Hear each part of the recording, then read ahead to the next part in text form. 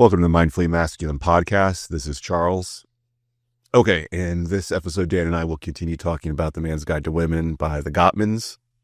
And I wouldn't say that I've been dreading the next two episodes, but I have not been looking forward to them because they're on the awkward conversation of sex and the female anatomy. So in this one, we will cover female anatomy and misconceptions, the vulva versus the vagina, erogenous zones and clitoris sensitivity, communication and exploration in sexual relationships, the role of humor and awkwardness, plenty of awkwardness coming, the G-spot, the A-spot, and the U-spot, balancing safety and excitement in relationships, the importance of female pleasure, and other topics. Please check out our website, mindfullymasculine.com, for audio episodes, video episodes, and anything else that we feel is worth sharing. Thanks and enjoy.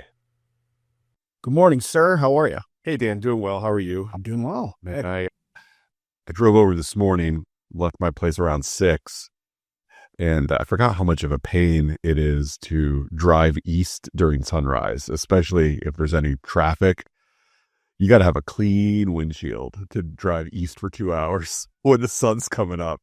Good point. The glare, man. Yeah. It was awful. And my car has these razor thin little sun visors that do nothing at all. Oh, the index cards you've got there? Yeah, I don't even know. I don't know if they go as far down as a 3x5 index card. They're so narrow. Yeah. I've got a little bit of a headache from just having the sun blasted in my face for 2 hours. Oh my God.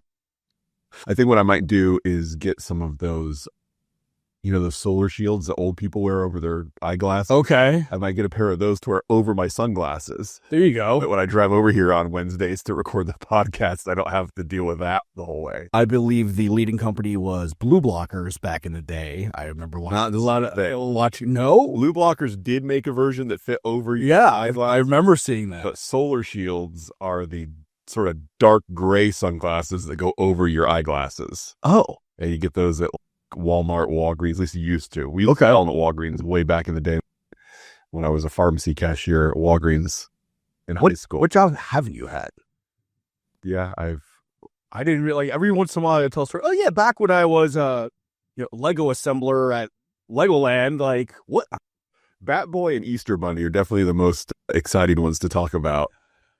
I was Bat Boy for the Red Sox for spring training, and I was Easter Bunny for a couple years and did it in high school and college. Oh my God, that's amazing. Yeah, I worked for Lego.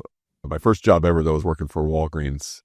I was a pharmacy cashier, but to be honest, I did most of the work of a pharmacy tech, even though I wasn't supposed to. We need to sit down one day and list out all of the different jobs that you had. Yeah. I never did any food service, though. Okay. You did plenty of that when you were younger, right? Actually, not service. They kept me relegated to the kitchen. I've never worked in a restaurant. Oh, I always wanted to be food service because they made the money. We got minimum wage. You had the personality to people? Clearly not. So I couldn't be a busboy. That was because you get tips.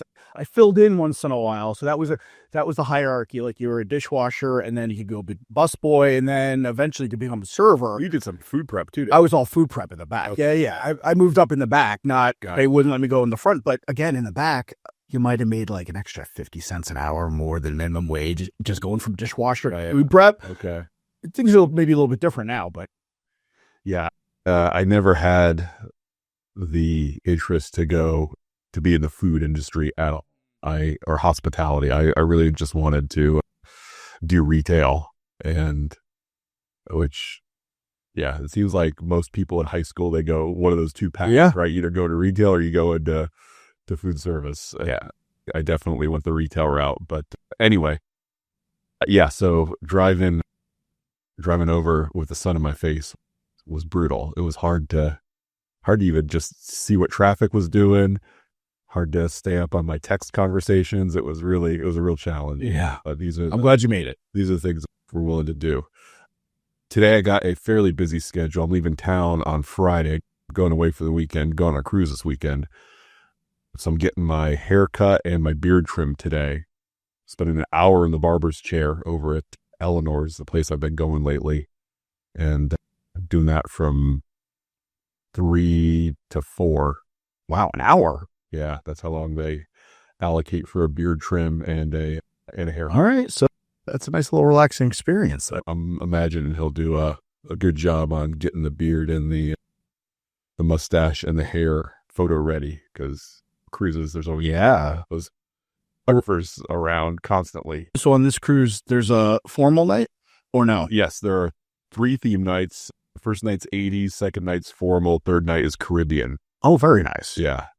That's great. So I'm looking, bringing all the outfits. And I had a couple issues with my tuxedo, with the hem around one of the sleeves had gotten loose, and the hem behind the collar had gotten loose too. Every time you lead it with Q, strings come out, I know. What are you talking about, Q? Bond. Oh, okay. Oh my God, you've got the Bond car. I'm trying to make, you got the tuxedo. I spend a lot of time on Star Trek groups on Facebook. Okay. I said Q, I thought you meant Q from Star Trek The Next Generation. Oh my gosh. Okay. I didn't realize, honestly, I didn't watch enough Next Generation. Well, I forgot. He was one of the back in the day, but I completely forgot that. I didn't even make that connection. Maybe that's So that's why you like both. My mind went immediately was Q from Star Trek. Okay. So, that's the kind of nerd I am today. So anyway, it turns out my girlfriend is quite the seamstress. So I told her what was wrong with my tuxedo and that I was worried I wouldn't have enough time to take it to somebody to get fixed. And she's like, yeah, let me take a look. That's amazing. You have a sewing kit? I was like, no, but Walmart does. Let's go. And a few minutes later, watching her work the magic, just take a look. It was perfect. Now, fantastic. Yeah, it's good to have skilled labor. Now, are you thinking about letting her wrap your car after she showed off her skills there? She already said the shape of mine would be very difficult. You have to do little nooks and crannies and stuff too. That's the challenge. A lot of supporting lines that they put on that car. Yeah. No, I'm gonna stick with the paint color I have until I'm done with the car, and then when I get the next car, I'll make sure to get it in the color I already like. Yeah, because I'm not about to spend $4,000 to wrap my $4,000 car. Sounds like a bargain to me. $8,000 for a car. It looks beautiful. Yeah, I will decline on that. I'm sure she said she could do it, but she's already been like, nah, it would be too much. Yeah, to get right. Now, although in the past, when she was rapping, she was doing a lot of rapping for advertising where there would be like logos and stuff on. So it uses the same stuff, but instead of just getting the rolls from the company in the color already, you would have to print the logo on and then wrap it in such a way that you made sure everything lined up so that the logo looked good. Sure. So I imagine solid colors are probably easier to do than the kind of work that she did. But she did that work back, I think, when she was in high school or college. So it's okay. It was a while ago that she was a vehicle wrapper. So I would not inconvenience her by asking her to do that for me for free. But she's quite a seamstress. So I'm doing that today, and then tonight I got my men's group meeting, and I'll be driving home this evening. It was 35 degrees when I left my camper this morning. I scraped ice off my car yesterday. Did you really? Yesterday I did, and it didn't come right off. I had to sit there for a while, and with the windshield washer fluids, and ironically, that's the story I always tell about why I moved down from Jersey. You don't have to do that, and now... Look, it's only a few days a year. It's only a few days a year, and I have a nice little benefit of having my garage occupied by a different car right now, so I'm not complaining. That's a good problem to have. Yeah, I do. It's funny, being a longtime Florida resident, I call it a cold day if I would be uncomfortable wearing shorts. That's how I define it as a cold day. Okay. If I could go outside, and I'm generally cool. If the temperature starts with a 6 or higher, I'm fine with just t-shirt and shorts. If it's 61 out, but it's sunny, I can walk around in t-shirt and shorts, no problem all day long. Yeah. But once that temperature starts with a 5, oh man, I got to wear sweatpants or jeans. What the heck is this about? Yeah, I'm dusting them off. I'm searching. So I'm like, where are my long clothes? Yeah. I'm actually thinking about buying a new pair of sweatpants to match my Aviator Nation hoodie, but I'm still a little bit hesitant to spend that much money on a pair of sweatpants, even though they're really cool looking. But yeah. Anyway, there's something else I was going to tell you. Oh, I'm going to try with my first pair of ruined shoes from the hurricane. I tried to see if I could rejuvenate them on my own, and no, I can get the leather looking good, but the outer soles, there's some areas where they're separating from being wet and heating, cooling, drying out, getting wet, all that stuff. So I'm going to send them off to Allen Edmonds for their prestige recrafting service, where they will basically remove all the bottom of the shoe completely, recork them, resole them.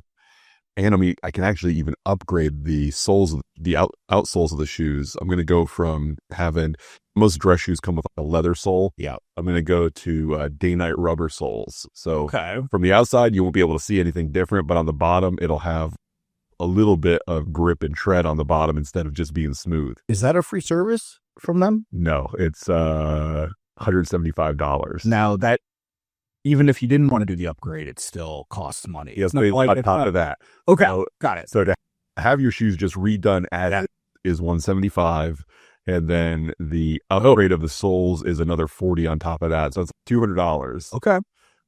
I got the money from my insurance company to reimburse me from these shoes being essentially destroyed, and they retail for about $450. And so sending them in to have them recraft. The upper soles the leather soles are still perfect, but it's just the guts of them that is kind of ruined. So I was weighing it. It's like, okay, buy a new pair of shoes, or do I send in the existing one? So I'm going to try it with one pair, the pair I like the most of the 4 that were ruined, and I'm going to let them work their magic and verify that I'm happier with, because my favorite pair is also a pair that's been discontinued, so I can't get that exact. Okay, so that's shoe anymore. There's some value there. Yeah, it's the get the name of the shoe. It's an Allen Edmonds, and it's a black Oxford that is whole cut leather, meaning it's made from one piece of leather instead of multiple pieces sewn together.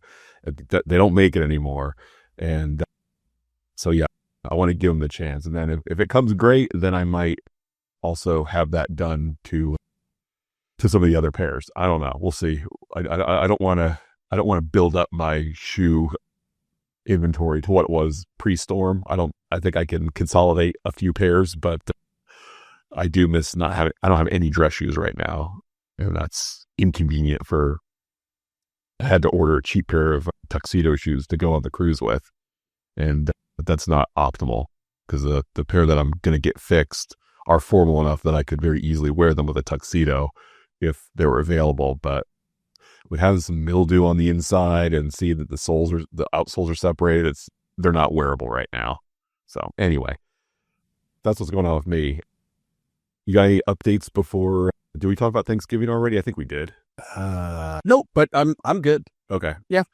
My pumpkin bread pudding was quite a hit at my girlfriend's family house. So I'm going to be doing another bread pudding for Christmas, and I'm probably going to do a few versions of it. So I will try to remember to bring one over. So you're not going to do any kind of diets or anything, are you, this time of year? Why would I? Okay. Because I'm dumb and I do those things. Yes, that's why you asked me. I have a little bit of reputation for doing this. I'm going to try a peanut butter banana bread pudding. Oh my God, dude. It's sign me up, man. I will bring one over for you. You can be my first tester. I'm trying to decide I don't know how all of them feel about Nutella, but I was thinking about doing peanut butter, banana, and Nutella. Who cares what they think? You don't think that'd be too much of that combo? All 3 flavors? No. I could just do the banana and the Nutella, or the banana and the peanut butter, or all 3. Maybe do half with Nutella, half without. It'll be mixed. Oh, got into the sauce that I like. With the other one, the one I just made, I mixed in like sugar, butter, pumpkin puree. You mix all that in, and then you pour that over the pieces of bread, and then you bake it. Got it. So I'll be mixing in the bananas and the peanut butter, and then deciding maybe I could just make a Nutella sauce to go over the top of it.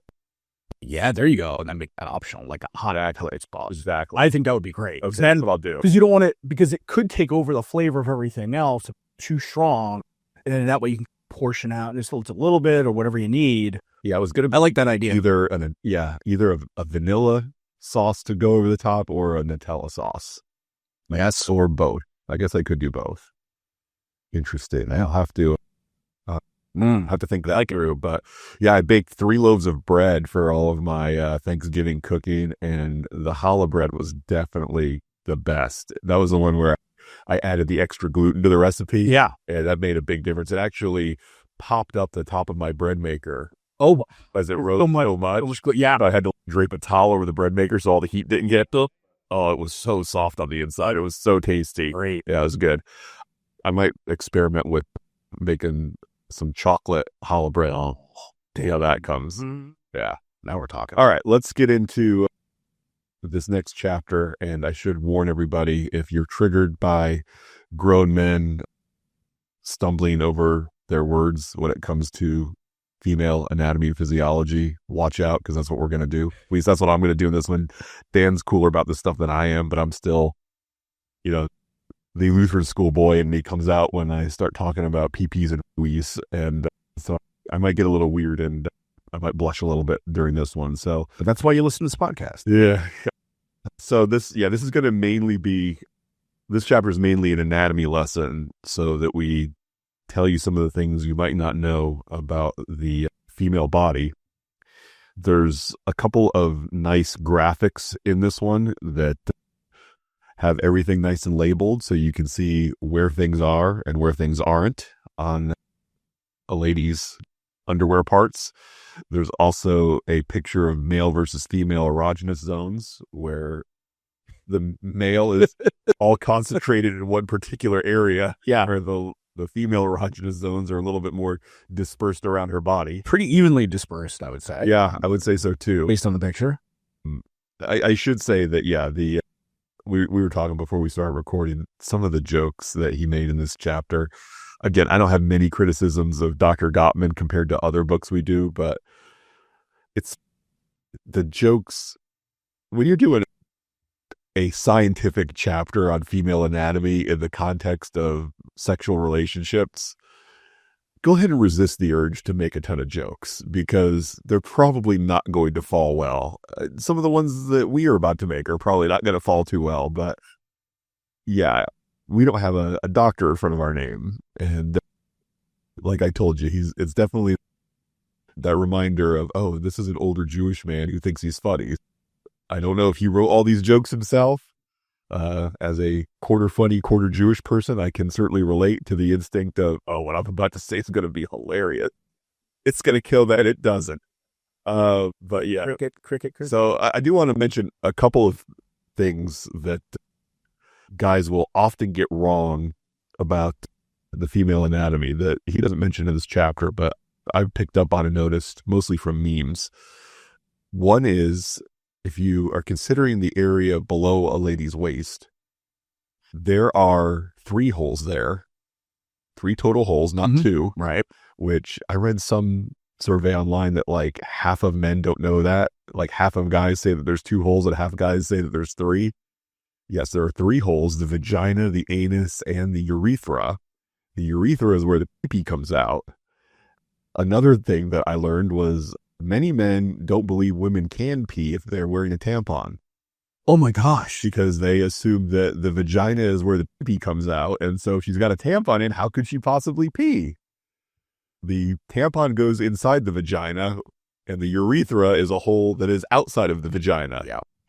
Yeah, if you don't know these things, certainly don't feel ashamed of not knowing them, because you probably learned them a long time ago and have not felt the need to revisit that knowledge. But if you want to be proficient, much less good at sex with your partner, understanding how everything's configured, I think, is a fair prerequisite for understanding those things. Yeah. If anything, I think it just builds a little confidence knowing you're familiar with the territory. Yes. And so then any interaction at that point then down there is you're gonna behave in ways subconsciously that you don't even realize. And it's like driving around a town that you know very well and you've been to before, as opposed to just landing on the plane and picking up your rental car and trying to get around. Right. Jade, if you're following the GPS. GPS makes things a little bit easier these days, but then you're not really paying attention. In this metaphor, GPS is a partner who tells you when you're in the wrong place, and we don't all have those. Yeah. Sometimes women don't like to do that. And then that can spur awkward conversations, and now you've ruined the moment. Yes. The other thing I wanted to say was, we will often misuse words like vagina. I think back when Paris Hilton, Lindsay Lohan, and Britney Spears were all very popular and constantly going to clubs and getting in and out of cars not wearing underpants, and the paparazzi would take their picture, and the news story would be like, look, you can see her vagina. It's like, actually, no, you can't see her vagina. You can see her vulva. The vagina is the space where babies come out of and penises go in. Yep. The vulva is the outside stuff that is what you would usually see on a naked woman. You're not going to see her vagina. You're going to see her vulva. If you'd like to learn about this in much more detail, there's a book by Emily Nagoski called Come As You Are. And it's all about the anatomy, physiology of sexual reproduction and the female sexual response and all that. I've read it. It's very good. It's very well written. And you'll probably learn things. Really, it all goes along with this chapter and the next chapter. It expands it out into a lot more detail. If you would like to become a student of female anatomy, physiology, and sexual health, read Come As You Are by Emily Nagoski. It's pretty good. It's a little more detailed than, I don't think it's the kind of book you and I would cover on the podcast, because that would be months of just talking about vaginas. I could think of worse. That's true. But yeah, it's a good book, and it will let you know more about that area and how that area responds to sexual excitement and sexual activity than you've known before. I learned a ton of stuff from the book. So again, I highly recommend it. So let's talk a little bit about the anatomy. Some of the words that you may or may not have heard.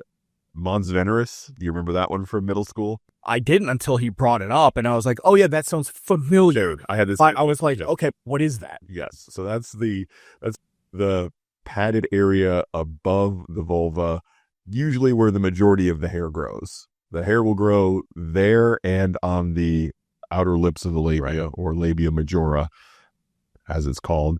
The clitoris, or sometimes referred to as the man in the boat, is the female equivalent to the head of your penis. It's where all the nerve endings are, or many of the nerve endings are, and the part that feels good to being touched. Yeah. That is the most important part that you pretty much interact with for your female partner's pleasure, is going to be your clitoris. And to give you an idea of how sensitive it is, right? Compare an average sized penis to a clitoris, and if they have the same amount of nerve endings in that tiny little concentrated area, right?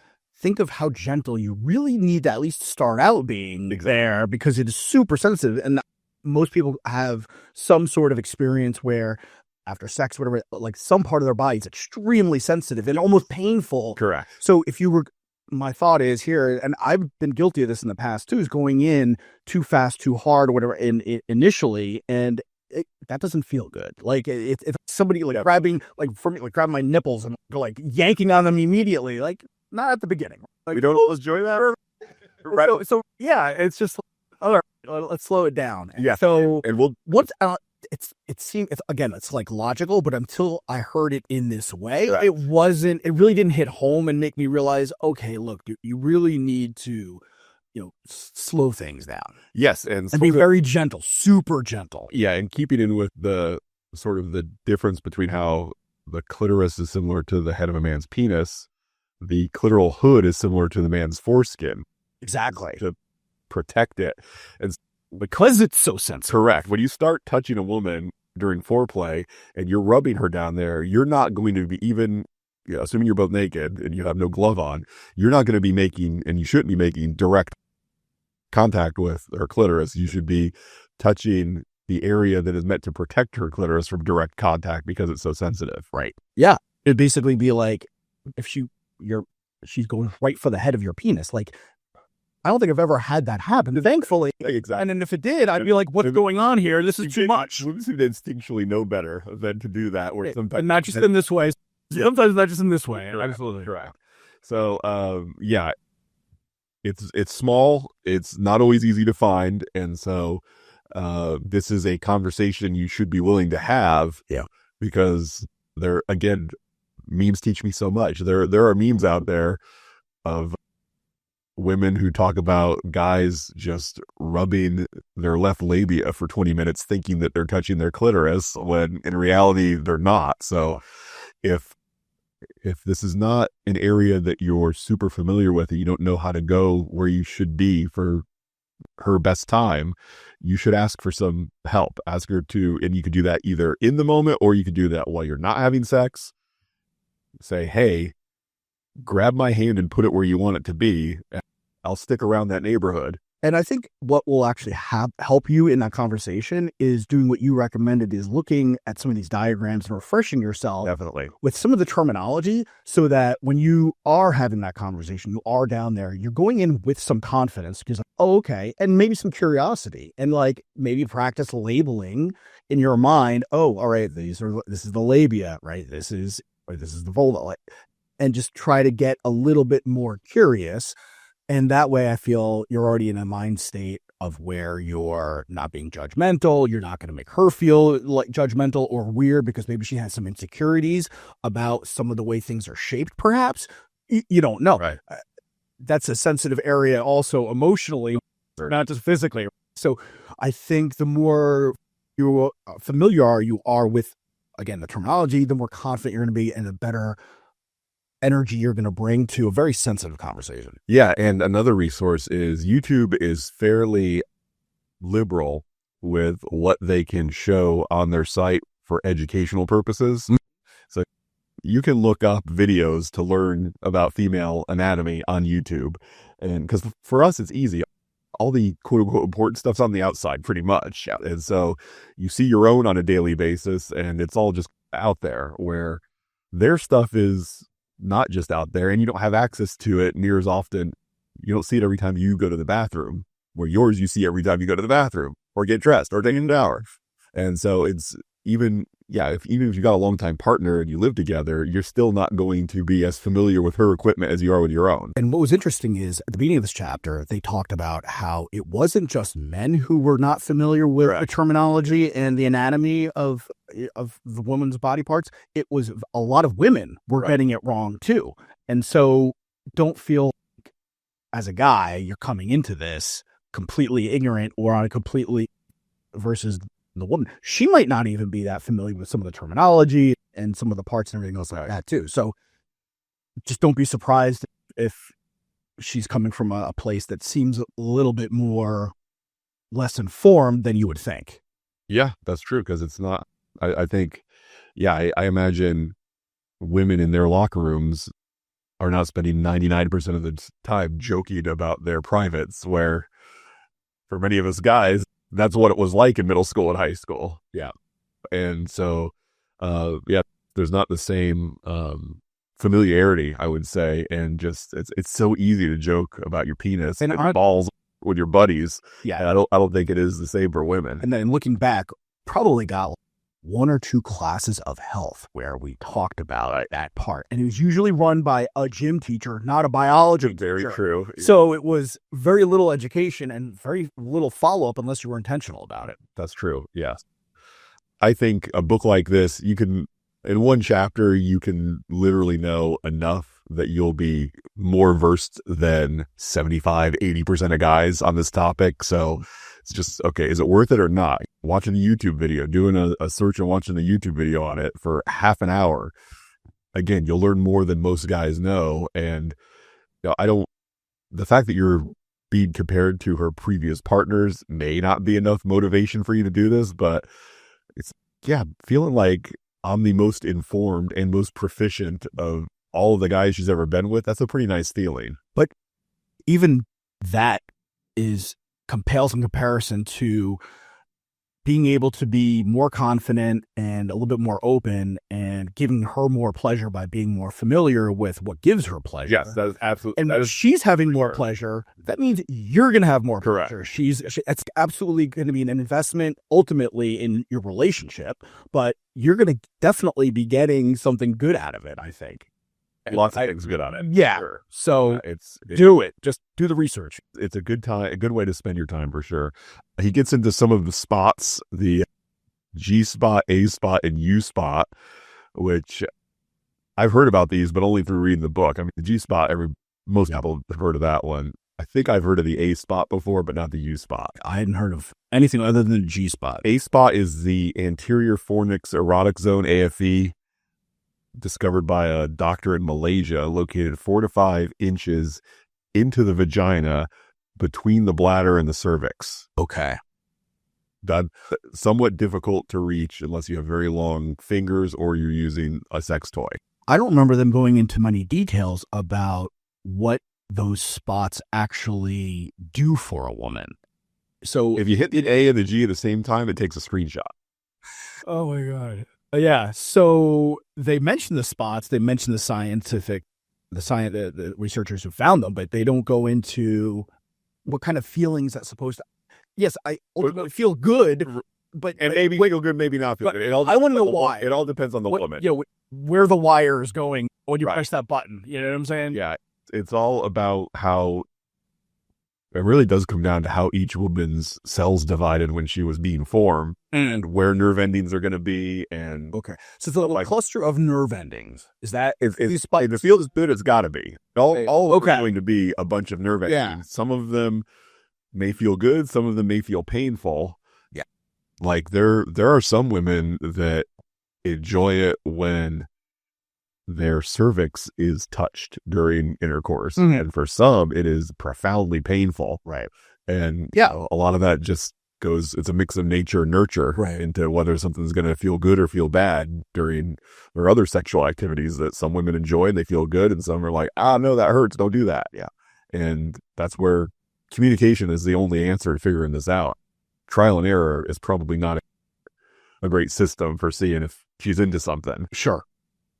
I would say if you're doing anything other than very vanilla meat and potatoes sexual stuff, kissing, fingering, intercourse, before you try anything outside of those things, you gotta, or even going after certain spots, but you want to have some communication about it first before you try something new. Oh, sure. Because you don't want to hurt somebody, because if you hurt somebody with a surprising amount of pain, then that's going to get written into her brain, and that's going to be associated with sexual activity with you, probably going forward. Yeah. So it might be good to be familiar with these spots so that you can communicate about them, and you don't accidentally. Correct.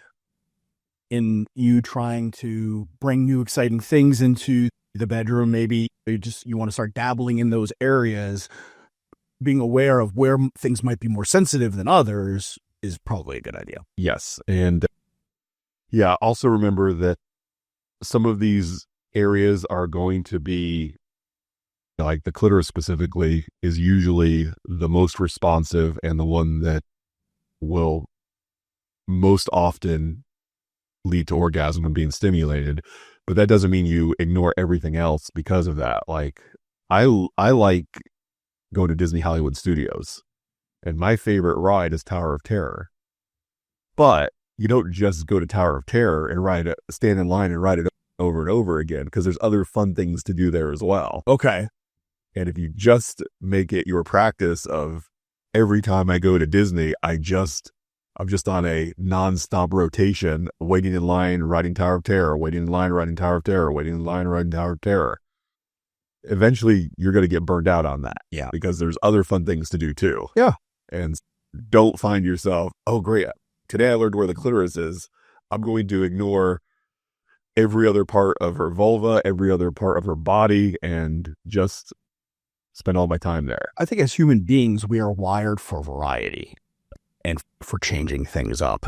Because think about it this way, a lot of drugs, and also we have like receptors that get overwhelmed or whatever. If you keep doing the same thing, keep taking the same drug, keep eating the same foods, a lot of times you limit the amount of progress or growth or excitement that you get, or effectiveness, right? So I really think we, as human beings, we are wired, and as animals, we are, but in certain things. But yeah, we also have some competing wiring that says, I did this to her this one time, she went crazy. I want to repeat that feeling for her and me. I want to feel like I got her to feel that good. And so I'm just going to keep going back to the well over and over again. Right. So you got to be able to balance. I think you can keep going back to the well, but you need to space that out. Correct. I feel like it can't be the same thing every time, because then it's predictable, right? Exactly. But don't get rid of it. But just add other things into the repertoire. 100%. Yes, definitely. Okay, so let's talk about the cheat sheet at the end of the chapter here. A woman's mind is her most powerful erogenous zone. She needs to feel physically and emotionally safe and connected with you in order to feel aroused and experience pleasure.